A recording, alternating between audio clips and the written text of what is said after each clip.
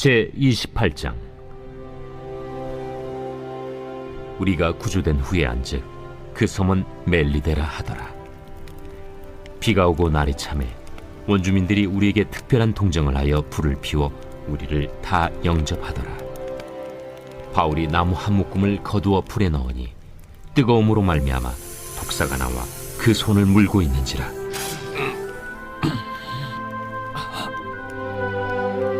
원주민들이 이 짐승이 그 손에 매달려 있음을 보고 서로 말하되, 진실로 이 사람은 살인한 자로다.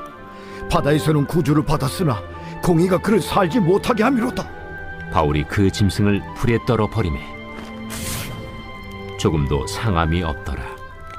그들은 그가 붙든지 혹은 갑자기 쓰러져 죽을 줄로 기다렸다가 오래 기다려도 그에게 아무 이상이 없음을 보고 돌이켜 생각하여 말하되 그를 신이라 하더라.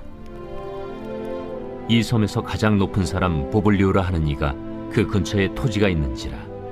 그가 우리를 영접하여 사흘이나 친절히 머물게 하더니 보블리오의 부친이 열병과 이질에 걸려 누워있거늘 바울이 들어가서 기도하고 그에게 안수하여 낫게 하매 이러므로 섬 가운데 다른 병든 사람들이 와서 고침을 받고 후한 예로 우리를 대접하고 떠날 때에 우리 쓸 것을 배에 실었더라. 바울 일행은 드디어 육지에 다다르게 되고 도착한 섬은 멜리데라고 하는 섬입니다.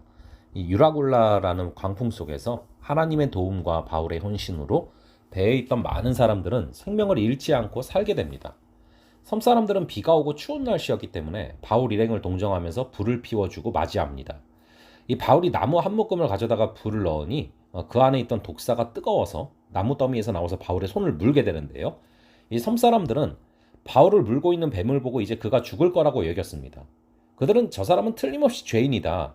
바다에서는 살아났지만 정의의 여신이 그를 살려주지 않는다라고 말하면서 그가 죄를 지었기 때문에 결국 심판을 받는 것으로 생각했습니다. 그러나 바울은 요동하지 않고 가만히 그 뱀을 불 속에 떨어뜨려 버리고 아무런 해도 입지 않게 됩니다.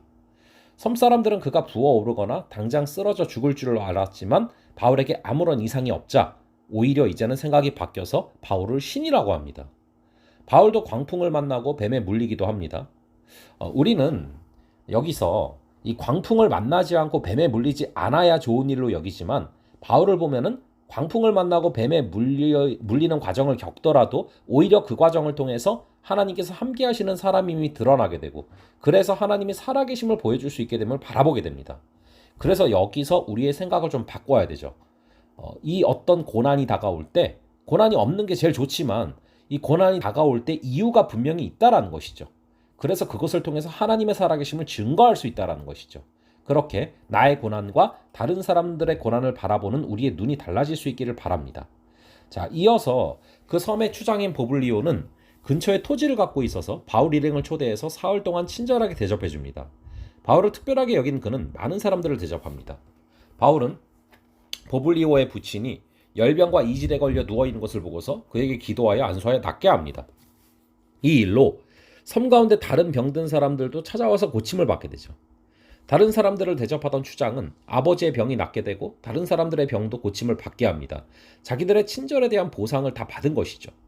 그들은 후한 예우로 바울 일행을 대접하고 그들이 떠날 때에는 필요한 물건들을 배에 실어줍니다. 그들이 살기 위해서 바다에 버린 것들이 다시 채워지는 것입니다. 바울과 함께 배에 있던 사람들은 바울 때문에 다 살게 되고 바울을 만나서 친절을 베푼 추장의 집에도 하나님의 큰 은혜가 임하게 됩니다. 예수님께서 마가복음에서 믿는 자들에게는 이런 표적이 나타날 것이라고 하시면서 뱀을 집어올리며 무슨 독을 마실지라도 해를 받지 아니하며 병든 사람에게 손을 얹은 즉 나으리라 하시더라. 그게 마가복음 16장 18절에 나오지 않습니까? 바울은 그것을 믿고 있었기 때문에 조금도 요동하지 않은 것입니다.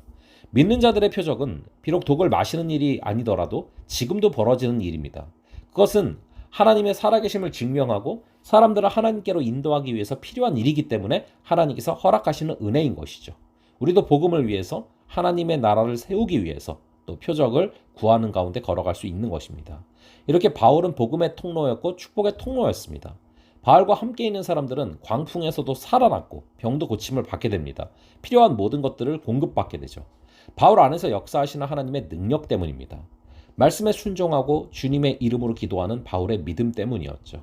이제 사도행전은 28장이 마지막인데요. 우리도 바울과 이별해야 되는 시간이 오고 있지만 오늘도 바울 안에서 역사하시는 하나님의 능력은 모든 믿는 자들에게 주시는 하나님의 약속임을 다시 한번 기억하며 걸어갈 수 있기를 간절히 바랍니다. 잠시 기도하겠습니다.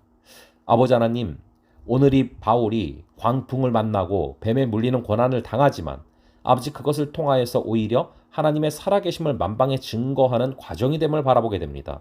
우리의 고난을 바라보는 눈이 그렇게 바뀔 수 있는 역사를 허락하여 주시옵소서. 그리고 바울은 마가복음 16장 18절을 그대로 믿었기 때문에 조금 더 요동하지 않고 걸어감을 바라보게 됩니다.